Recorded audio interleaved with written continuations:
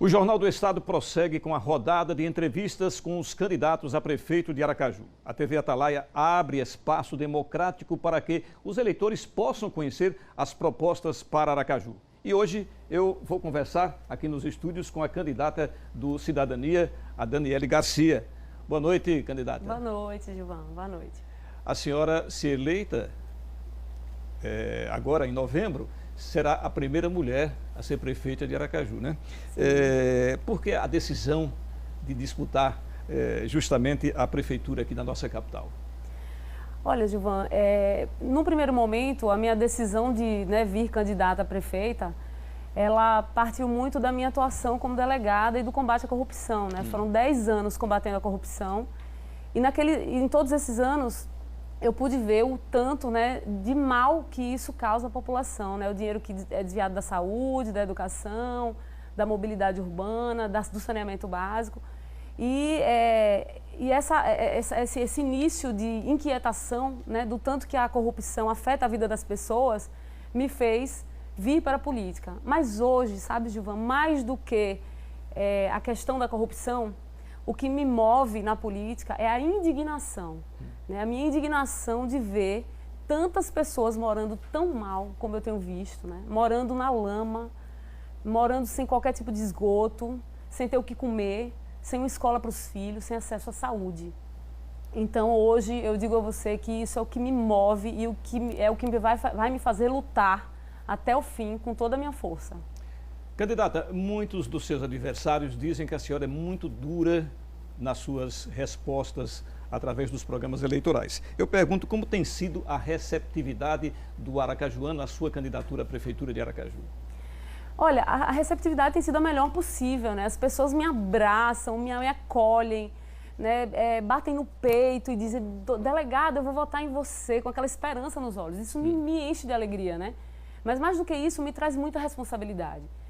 E a minha forma, às vezes, mais dura de me comunicar é o fruto de toda essa indignação, né, que eu tanto falei. Então, assim, me recordo de recentemente estar na invasão do Marivan e não ter coragem sequer de pedir o voto para aquelas pessoas, né? Do tanto que eu fiquei chocada de ver que as pessoas vivem literalmente na lama, né? E entrar no carro com a minha equipe e me emocionar e dizer, meu Deus, assim, como é que que os políticos dormem sabendo que pessoas vivem daquele jeito, né?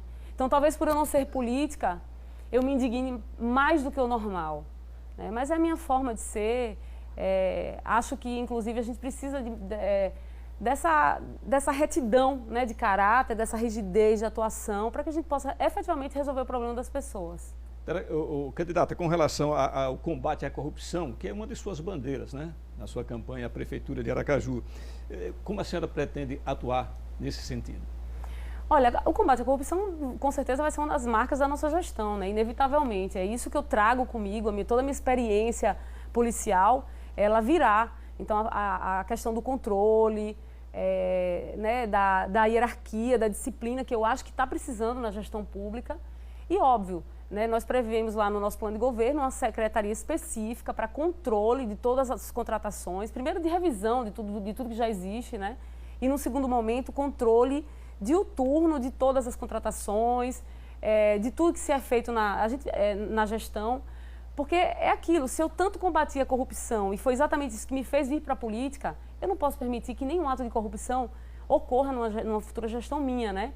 Então, com certeza, essa vai ser uma grande marca, esse é o meu grande compromisso, né? Óbvio que tem muitos outros, mas eu ainda acredito que com o combate à corrupção, muito dos recursos sobra para que seja efetivamente prestado um serviço de qualidade na ponta. Vamos falar agora sobre o lixo e o transporte público. O que é que a senhora tem em mente com relação ao lixo e o transporte público? Olha, o lixo e o transporte público tem que ser feito o que tem que ser feito, que é a licitação, né? A quem interessa não fazer essas licitações e manter as mesmas empresas no poder através de contratos precários. A senhora pretende fazer licitação? Tem que existir essas licitações. Na licitação do lixo, ela tem que ocorrer. Inclusive, já existem determinações do Ministério Público, do Tribunal de Justiça, de que a atual empresa não seja contratada, né? Que abra a licitação.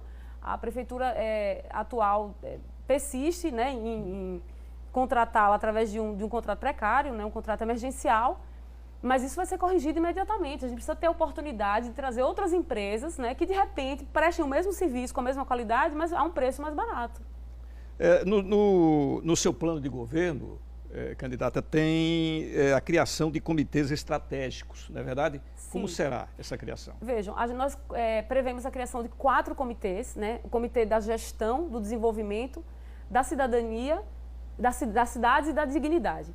Né? São comitês integrados. Por quê, João? Porque problemas complexos não se resolvem de forma simples, né?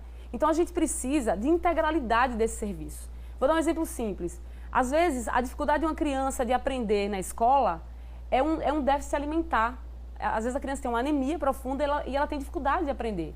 Então, não é somente a Secretaria de Educação que vai resolver o problema, tem que ser a Secretaria de Educação junto com a Secretaria de Saúde. Então, esses comitês são exatamente para que as secretarias, né, façam um planejamento estratégico em conjunto e atuem de forma conjunta, para que a gente possa resolver os problemas de forma macro e não isoladamente. Então, é por isso que a gente criou esses 4 comitês. Vamos falar agora sobre cargos comissionados. A senhora acha que passa do limite? Vejam, a gente tem um gasto mensal de 7 milhões de reais com cargos comissionados. Eu devolvo a pergunta ao público, né? Será que o público gostaria de ver esses 7 milhões gastos em cargos comissionados ou uma parte disso fosse efetivamente transformada em serviços, né? Porque é óbvio que a prefeitura é necessário ter cargos comissionados que são cargos de confiança. Mas, na minha opinião, esse gasto é um gasto excessivo. São 7 milhões por mês, 85 milhões por ano, a cada 4 anos. Então, imagina um montante de dinheiro que se gasta. E muitas vezes sem a efetividade que as pessoas precisam. Então, eu acho que precisa ter um ajuste, sim. Acho desnecessário esse valor, acho um valor exorbitante. E acaba que quem paga no final é a pessoa lá no Marivan, no Santa Maria, que não consegue sequer marcar um exame, né, para realizar um exame que custa R$100. A senhora, então, diminuiria esses cargos em comissão? Sim, essa é a previsão. Vamos falar agora sobre a pandemia que nós estamos passando agora aqui no mundo todo, né? E eu acho que vacina até agora não chegou, não tem nenhuma ainda certa, né? O que é que a senhora pensa justamente no seu plano de governo sobre a Covid-19? Olha, a Covid, ela ainda não terminou, né? Ela ainda está entre nós e acho que vai ser um problema que ainda vai persistir durante algum tempo. Mas mais do que isso, a gente precisa estar preparado para qualquer tipo de pandemia, né?